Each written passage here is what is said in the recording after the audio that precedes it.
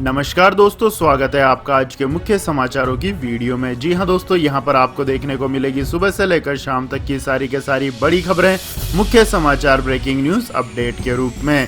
तो दोस्तों, आपसे रिक्वेस्ट है इस वीडियो को ज़्यादा से ज़्यादा लाइक और शेयर करें। तो दोस्तों, जान लेते हैं आज की पहली बड़ी खबर। बीजेपी विधायक ने की शिकायत, राहुल गांधी, ओवैसी और स्वरा भास्कर पर रासुका लगाने की मांग। जी हां दोस्तों, उत्तर प्रदेश के गाजियाबाद जिले के लोनी इलाके में बुजुर्ग की पिटाई का वीडियो वायरल होने के मामले में बीजेपी विधायक नंदकिशोर गुर्जर ने लोनी बॉर्डर थाने में तहरीर दी है। उन्होंने कांग्रेस नेता राहुल गांधी, AIMIM प्रमुख असदुद्दीन ओवैसी और बॉलीवुड अभिनेत्री स्वरा भास्कर के खिलाफ शिकायत की है। बीजेपी विधायक नंदकिशोर गुर्जर ने राहुल गांधी, असदुद्दीन ओवैसी और स्वरा भास्कर पर लोनी में बुजुर्ग की पिटाई मामले में सामाजिक सौहार्द खराब करने के उद्देश्य से ट्वीट करने का आरोप लगाते हुए तीनों के खिलाफ रासुका के तहत कार्रवाई किए जाने की मांग की है।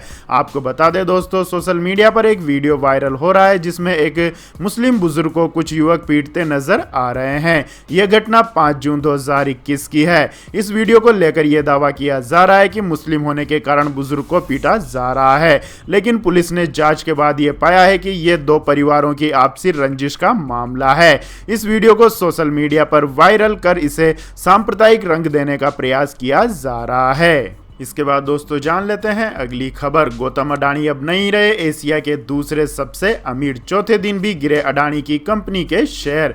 जी हां दोस्तों, अडानी ग्रुप की कंपनियों के शेयरों में लगातार चौथे दिन गिरावट जारी है। गुरुवार को उनकी 6 कंपनियों में से 3 के शेयरों में करीब 5% की गिरावट के बाद फिर से लोअर सर्किट लग गया, जिसके परिणाम स्वरूप अडानी अब एशिया के दूसरे रईस नहीं रहे बल्कि लुढ़क कर तीसरे स्थान पर पहुंच गए हैं। शेयर मार्केट में अडानी के शेयरों में गिरावट की वजह से गौतम अडानी के नेटवर्थ में भी भारी गिरावट आई है। सिर्फ 3 दिन में गौतम अडानी के नेटवर्थ में करीब 9.4 अरब डॉलर की गिरावट आ चुकी है।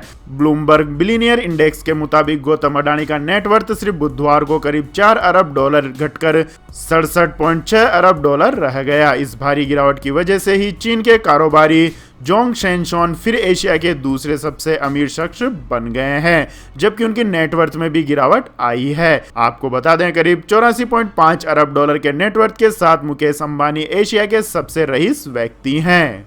इसके बाद दोस्तों, रुक करते हैं अगली खबर का। आम आदमी को सरकार ने दी बड़ी राहत, अब 30 सितंबर तक रिन्यू करा सकेंगे एक्सपायर DL और RC। जी हां दोस्तों, अगर आपके भी वाहन के जरूरी डॉक्यूमेंट्स एक्सपायर हो गए हैं या फिर होने वाले हैं तो अब आपको उन्हें रिन्यू कराने के लिए परेशान होने की जरूरत नहीं है। सरकार ने एक बार फिर वाहनों के फिटनेस परमिट DL RC की वैधता को 30 सितंबर 2021 तक के लिए बढ़ा दिया गया है। देश में फैले कोरोना संकट को देखते हुए सरकार ने यह फैसला लिया है। केंद्र सरकार के सड़क परिवहन एवं राजमार्ग मंत्रालय ने इस बारे में जानकारी दी। आपको बता दें दोस्तों, इससे पहले मोटर वाहन अधिनियम 1988 और केंद्रीय मोटर वाहन नियम से संबंधित दस्तावेजों की वैधता को कई बार बढ़ाया जा चुका है। मंत्रालय ने राज्यों से कहा है कि यह सलाह दी जाती है कि 1 फरवरी से समाप्त हो चुके दस्तावेजों की वैधता 30 सितंबर 2021 तक वैध मानी जा सकती है। परामर्श में कहा गया है कि संबंधित अधिकारियों को सलाह दी जाती है कि वे ऐसे दस्तावेजों को 30 सितंबर 2021 तक वैध माने। इसके बाद दोस्तों, जान लेते हैं अगली खबर। एलोपैथिक दवाओं पर टिप्पणी करना योग गुरु बाबा रामदेव को पड़ा भारी, रायपुर में हुई FIR दर्ज। जी हां दोस्तों, कोविड-19 संक्रमण के इलाज के लिए डॉक्टरों द्वारा इस्तेमाल की जा रही एलोपैथिक दवाओं को लेकर टिप्पणी करना योग गुरु बाबा रामदेव को भारी पड़ गया है। दवाओं को लेकर गलत जानकारी फैलाने के आरोप में रायपुर पुलिस ने योग गुरु के खिलाफ एक FIR दर्ज की है। जिले के वरिष्ठ पुलिस अधीक्षक अजय यादव ने बताया कि भारतीय चिकित्सा संघ की छत्तीसगढ़ इकाई की शिकायत के आधार पर बुधवार रात बाबा रामदेव के खिलाफ मामला दर्ज किया गया है। उन्होंने बताया है कि बाबा रामदेव के खिलाफ 4 धाराओं के तहत मामला दर्ज किया गया है। पुलिस अधिकारी ने कहा है कि मामले में आगे की जांच चल रही है। अस्पताल बोर्ड IMA के अध्यक्ष डॉक्टर राकेश गुप्ता, IMA के रायपुर अध्यक्ष और विकास अग्रवाल उन डॉक्टरों में शामिल थे जिन्होंने पहले शिकायत दर्ज कराई थी।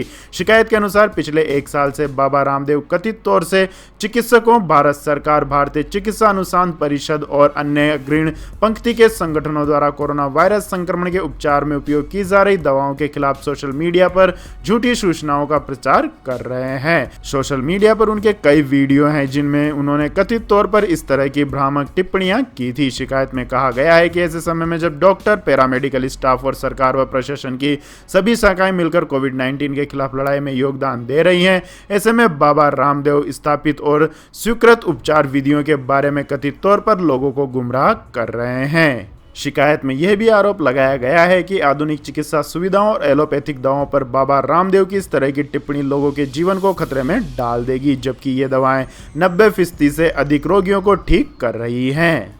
इसके बाद दोस्तों रुक करते हैं अगली खबर का। ट्विटर को प्रभावहीन करने का प्रयास कर रही है बीजेपी। मुख्यमंत्री ममता बनर्जी ने केंद्र पर बोला हमला। जी हां दोस्तों, पश्चिम बंगाल की मुख्यमंत्री ममता बनर्जी ने ट्विटर को कथित तौर पर नियंत्रित करने की भाजपा नीत केंद्र सरकार की कोशिशों की बृहस्पतिवार को निंदा की है। उन्होंने दावा किया है कि केंद्र माइक्रो ब्लॉगिंग साइट को प्रभावित करने में असफल होने के बाद अब उसे प्रभावहीन करने का प्रयास कर रही है। उन्होंने इसकी तुलना अपनी सरकार से करते हुए कहा है कि उनकी सरकार के साथ भी केंद्र ऐसा ही व्यवहार कर रही है। ममता बनर्जी ने यहां संवाददाताओं से बातचीत में कहा कि मैं इसकी निंदा करती हूं। वे ट्विटर को नियंत्रित नहीं कर सकते तो अब उसे प्रभावहीन करने का प्रयास कर रहे हैं। केंद्र सरकार हर उस व्यक्ति के साथ यह कर रही है जिसे अपने पक्ष में नहीं ला पा रही है। वे मुझे नियंत्रित नहीं कर सकते, इसलिए मेरी सरकार को भी प्रभावहीन करने की कोशिश कर रही है।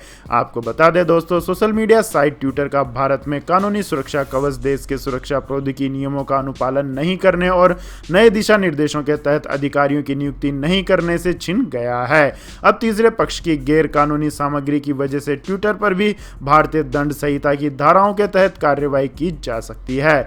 पश्चिम बंगाल में राजनीतिक हिंसा जारी रहने के भाजपा के आरोपों पर बनर्जी ने कहा है कि यह भगवा पार्टी की चाल है और उसके दावे पूरी तरह से आधारहीन हैं। इसके बाद दोस्तों जान लेते हैं अगली खबर। ट्रकों की चेकिंग के चक्कर में नहीं लगेगा जाम, अपने आप कटेगा चालान। जी हां दोस्तों, केंद्र सरकार ने बुधवार को कहा है कि उसने ट्रकों पर ट्रैफिक रूल्स के लिए एक IT बेस्ड उपयोगी समाधान जारी किया है।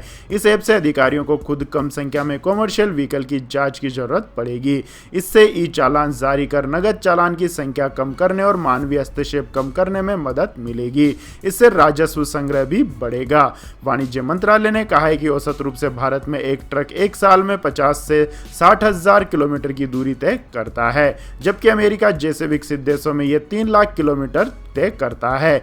देरी की मुख्य वजहों में से एक सड़कों पर वाहनों की अचानक से होने वाली जांच और उसके साथ की जाने वाली दस्तावेजों के सत्यापन की प्रक्रिया है। इसके बाद दोस्तों जान लेते हैं अगली खबर। ब्रिटेन में फरवरी के बाद मिले सर्वाधिक कोरोना के नए मामले। इस देश में डेल्टा वेरिएंट का तेजी से बढ़ रहा है कहर। जी हां दोस्तों, ब्रिटेन में कोरोना महामारी की तीसरी लहर का खतरा बढ़ता जा रहा है। गत फरवरी के बाद बीते 24 घंटों में सर्वाधिक 9055 नए केस पाए गए। यहां कोरोना के डेल्टा वेरिएंट का भी कहर तेजी से बढ़ रहा है। एम्पीरियल कॉलेज लंदन के एक अध्ययन से पता चलता है कि इंग्लैंड में हर 11 दिन में इस वेरिएंट से संक्रमित होने वाले लोगों की संख्या दोगुनी हो रही है। कोरोना की 2 लहरों का सामना कर चुके ब्रिटेन में संक्रमण फिर बढ़ने पर 4 हफ्ते के लिए पाबंदियां बढ़ा दी गई है। इस यूरोपीय देश में अब तक कुल 45,89,814 संक्रमित पाए गए हैं। वहीं 1,27,926 पीड़ितों की मौत हो गई है, जबकि 3 करोड़ से अधिक लोगों का टीकाकरण पूरा हो चुका है। वहीं अमेरिका की स्वास्थ्य agency centre for disease control and prevention ने डेल्टा समेत कई वेरिएंट्स को चिंता का विषय बताया है। ये वेरिएंट अमेरिका में भी पांव पसार रहा है। डेल्टा वेरिएंट की सबसे पहले भारत में पहचान की गई थी। इसके बाद दोस्तों जान लेते हैं अगली बड़ी खबर। लेकिन दोस्तों अगली खबर जानने से पहले आप लोगों से गुजारिश है कि इस वीडियो में दिखाई गई खबरें अगर आपको पसंद आई हो तो इस वीडियो को लाइक करें, शेयर करें और हमारे चैनल को सब्सक्राइब करें। तो दोस्तों जानते हैं अगली खबर। भारत के सरकारी प्रतिष्ठानों पर 2014 से हमले कर रहा है चीनी एजेंट, जिसका सीधा संबंध है चीन की सेना से। जी हां दोस्तों, 2014 से ही रेड फॉक्सट्रॉट बड़ी प्रमुखता से भारत और कई अन्य देशों के एरोस्पेस, रक्षा, सरकार, दूरसंचार, खनन अनुसंधान संगठनों को लगातार निशाना बना रहा है। भारत के साथ ही वह जैसे Afghanistan, Kazakhstan, Kyrgyzstan, Pakistan, Tajikistan और उज्बेकिस्तान पर भी साइबर हमले कर रहा है। भारत पर होने वाले इन साइबर हमलों का प्रमुख स्रोत रेड फॉक्स स्टार्ट है, जिसका सीधा संबंध चीन की सेना PLA की 69,010 से है। प्रतिष्ठानों को खुफिया स्तर पर सुरक्षा प्रदान करने वाली दुनिया की सबसे बड़ी कंपनी रिकॉर्डेड फ्यूचर के मुताबिक खुफिया जानकारियां चुराने की गतिविधियों में सबसे अधिक सक्रिय चीन सरकार का प्रायोजित समूह रेड फॉक्स स्टार्ट है। साइबर हमले करने वाले इस चीनी संगठन का सीधा संबंध चीनी सेना पीपुल्स लिबरेशन आर्मी की यूनिट 69010 से है। यह यूनिट PLA की रणनीतिक सहायता बल के तौर पर काम करती है। इसके बाद दोस्तों जान लेते हैं अगली खबर। घर घर राशन योजना जल्द होगी लागू, CM अरविंद केजरीवाल ने LG को फिर से भेजी फाइल। जी हां दोस्तों, मुख्यमंत्री अरविंद केजरीवाल ने घर घर राशन योजना को लागू करने की पूरी कोशिश कर रही है। इसी को लेकर CM अरविंद केजरीवाल ने घर घर राशन योजना वाली फाइल फिर से LG को भेजी है।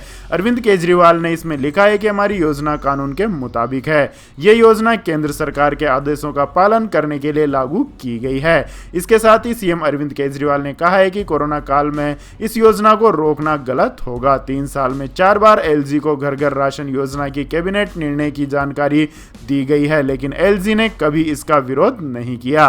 फरवरी महीने में इस योजना को लागू करने के नोटिफिकेशन का भी LG ने विरोध नहीं किया। LG को यह जानकारी थी कि स्कीम को मंजूरी मिल गई है और लागू करने के कगार पर थी। CM अरविंद केजरीवाल में इसने लिखा है कि केंद्र सरकार ने जितनी आपत्तियां लगाई सारी के सारी ठीक कर दी गई हैं। उन्होंने पूछा है कि 5 बार सुनवाई के बावजूद हाई कोर्ट ने इस केस में कोर्ट स्टे नहीं लगाया है।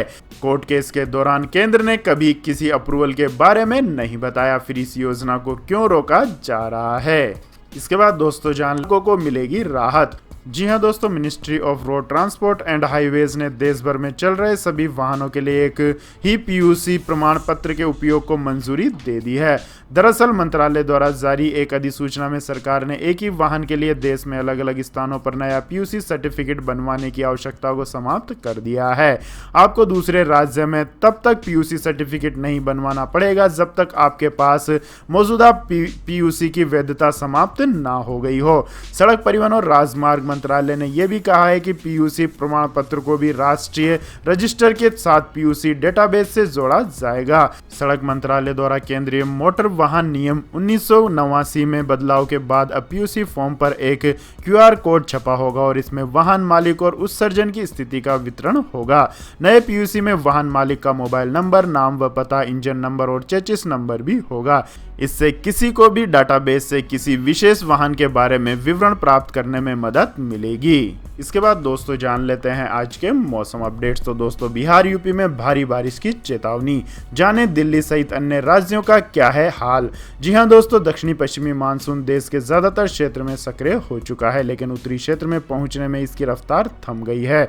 हवा की विपरीत परिस्थितियों के चलते मानसून को लगे इस झटके से उत्तरी राज्यों राजस्थान, पंजाब, हरियाणा व दिल्ली में मानसून के पहुंचने में देरी हो सकती है। भारतीय मौसम विभाग के पूर्वानुमान के मुताबिक बिहार व पूर्वी उत्तर प्रदेश तक मानसून भले ही समय से पहले पहुंच गया हो, लेकिन पश्चिमी उत्तर प्रदेश तक उसके पहुंचने में 3 से 4 दिनों तक की देरी हो सकती है। चक्रवाती स्थिति पैदा होने की वजह से मानसून की रफ्तार धीमी हुई है। मौसम विभाग के महानिदेशक M महापात्रा ने बताया है कि पूर्वी उत्तर प्रदेश और आसपास के इलाकों में पश्चिमी विक्षोभ की स्थिति बनी हुई है। राजस्थान, गुजरात के कुछ हिस्सों, पंजाब, हरियाणा और दिल्ली पहुंचने के लिए हवाओं की चाल और दिशा अनुकूल नहीं है। पूर्वी उत्तर प्रदेश में वर्तमान चक्रवाती स्थिति के कारण मानसून उत्तर प्रदेश के कुछ और हिस्सों में अगले 5 दिनों में धीरे धीरे पहुंच सकता है। स्थानीय चक्रवाती हवाओं के दबाव में दिल्ली समेत NCR के अलग अलग क्षेत्रों में छिटपुट बारिश होती रहेगी। हवाओं में नमी की मात्रा अधिक होने और तापमान बढ़ने से मौसम में उमस की स्थिति बनी रहेगी। हवाओं की बदलती स्थिति के चलते दिल्ली में मानसून की बारिश अपने पूर्व निर्धारित समय 29 जून तक पहुंचने का अनुमान है। इसके बाद दोस्तों जान लेते हैं आज के सोने और चांदी के भाव। तो दोस्तों आज राष्ट्रीय राजधानी दिल्ली में सोने और चांदी के दामों में भारी गिरावट दर्ज की गई। HDFC सिक्योरिटीज के अनुसार वैश्विक रुख में नरमी के बीच राष्ट्रीय राजधानी में आज सोना 861 रुपए की गिरावट के साथ 46,863 रुपए प्रति 10 ग्राम पर रह गया। पिछले कारोबारी सत्र में जो कि 47,724 रुपए प्रति 10 ग्राम पर बंद हुआ था। वहीं आज चांदी 1709 रुपये गिरकर 68,798 रुपये प्रति किलोग्राम पर रह गई, जो कि पिछले कारोबारी सत्र में 70,507 रुपये प्रति किलोग्राम पर थी। वहीं बात करें अंतर्राष्ट्रीय बाजार की तो दोस्तों अंतर्राष्ट्रीय बाजार में सोना $1810 प्रति ऑन्स पर रहा और चांदी $26.89 प्रति ऑन्स पर रही। इसके बाद दोस्तों जान लेते हैं अगली खबर। लगातार तीसरे दिन कोरोना के 70,000 से कम केस आए सामने, 24 घंटे में गई 1411 मरीजों की जान। जी हां दोस्तों, भारत में कोरोना वायरस महामारी का ग्राफ अब लगातार गिर रहा है और देश में आज लगातार तीसरे दिन कोविड-19 के 70,000 से कम नए मामले सामने आए हैं। इससे पहले बुधवार को जारी आंकड़ों के अनुसार देश भर में 62,224 नए मामले दर्ज किए गए थे, जबकि मंगलवार को 60,471 लोग इस महामारी से संक्रमित हुए थे। वर्ल्डोमीटर के आंकड़ों के अनुसार भारत में पिछले 24 घंटों में कोरोना वायरस के 67,294 नए मामले सामने आए हैं, जबकि इस दौरान 1411 लोगों की मौत हुई है। इसके बाद देश में कोविड-19 से संक्रमित लोगों की कुल संख्या 2,96,99,555 हो गई है। वहीं अब तक देश में 3,81,931 लोगों ने अपनी जान गंवा दी है। इसके बाद दोस्तों रुक करते हैं अगली खबर का। अगले एक साल में आईटी सेक्टर में जा सकती है 30 लाख लोगों की नौकरी। जी हां दोस्तों, कोरोना काल में जहां देश ने माइग्रेंट लेबर या निचले तबके के स्तर पर रोजगार का बुरा हाल देखा, संभावना है कि कोरोना काल के बाद देश को रोजगार के स्तर पर ऐसा एक और बुरा दौर देखना पड़ेगा। बैंक ऑफ अमेरिका ने अपनी एक रिपोर्ट में अनुमान जताया है कि 2022 तक देश के आईटी सेक्टर्स में 30 लाख लोगों की नौकरियां छिन सकती है। बैंक ऑफ अमेरिका की बुधवार को जारी रिपोर्ट के मुताबिक कोरोना काल में कंपनियों ने ऑटोमेशन की रफ्तार बढ़ाई है। टेक कंपनियों में यह अन्य के मुकाबले अधिक है। ऐसे में घरेलू आईटी सेक्टर 2022 तक अपने हेड अकाउंट में 30 लाख की कमी कर सकता है। इससे इस क्षेत्र में काफी लोगों की नौकरियां जाएंगी। देश का आईटी सेक्टर अभी 1.6 करोड़ से अधिक लोगों को रोजगार देता है। ऐसे में यदि कंपनियां 30 लाख की छटनी करती है तो सैलरी इत्यादि के रूप में उनकी सालाना $100 अरब यानी कि करीब 7,377 अरब रुपए तक की बचत होगी। इसके बाद दोस्तों रुक करते हैं अगली खबर का। पेटीएम से सिलेंडर की बुकिंग पर मिल रहा है 800 रुपए का कैशबैक, 30 जून तक है ऑफर। जी हां दोस्तों, महंगे रसोई गैस सिलेंडर से राहत पाना चाहते हैं तो आपके पास एक बेहतरीन मौका है। अभी दिल्ली में 14.2 किलोग्राम वाले एलपीजी सिलेंडर की कीमत 809 रुपए है, लेकिन अगर आप बताए गए तरीके से गैस की बुकिंग करते हैं तो आपको इस सिलेंडर पर 800 रुपए का कैशबैक मिल सकता है, यानी आपको रसोई गैस सिलेंडर करीब करीब मुफ्त ही मिल जाएगा। हर बार की तरह पेटीएम ने अपने यूजर्स के लिए ऑफर की पेशकश की है। इसमें अगर आप पेटीएम से गैस सिलेंडर की बुकिंग करते हैं तो आपको बेहद करीब करीब मुफ्त में ही एलपीजी सिलेंडर मिल जाएगा। Indian, Bharat gas, HP gas ग्राहक इस ऑफर का फायदा उठा सकते हैं। इस कैशबैक ऑफर के तहत अगर कोई ग्राहक पहली बार पेटीएम ऐप के जरिए गैस सिलेंडर बुक कराएगा तो उसे 800 रुपए तक का कैशबैक मिल सकता है। अगर आप भी पेटीएम के इस ऑफर का फायदा उठाना चाहते हैं तो आपके पास 30 जून 2021 तक का मौका है और ये ऑफर सिर्फ उन्हीं उपभोक्ताओं के लिए है जो पहली बार एलपीजी सिलेंडर की बुकिंग और पेमेंट पेटीएम से करेंगे। जब आप एलपीजी सिलेंडर की बुकिंग और पेमेंट करेंगे तो ऑफर के तहत आपको एक स्क्रैच कार्ड मिलेगा जिसकी कैश वैल्यू 800 रुपए होगी। ये ऑफर अपने आप ही पहले एलपीजी सिलेंडर की बुकिंग पर अप्लाई हो जाएगा। ये ऑफर मिनिमम 500 रुपए के पेमेंट पर ही अप्लाई होगा। कैशबैक के लिए आपको स्क्रैच कार्ड खोलना होगा जो बिल पेमेंट के बाद आपको मिलेगा। कैशबैक की राशि 10 रुपए से लेकर 800 रुपए तक की हो सकती है। तो यह थी दोस्तों आज की सभी महत्वपूर्ण बड़ी खबरें और दोस्तों अब बारी आती है आज के माइंड किच क्वेश्चन की, जिसका जवाब देकर आप बन सकते हैं एक शानदार उपहार के विजेता। तो दोस्तों आज का सवाल है, कोणार्क का सूर्य मंदिर किस राज्य में स्थित है? जी हाँ दोस्तों, अगर आपको इस सवाल का जवाब आता है तो तुरंत कमेंट सेक्शन में लिख दीजिए। इस वीडियो को लाइक कीजिए, शेयर कीजिए और हमारे चैनल को सब्सक्राइब करके बेल आइकन का बटन भी दबा लें। धन्यवाद। जय हिंद, जय भारत, वंदे मातरम।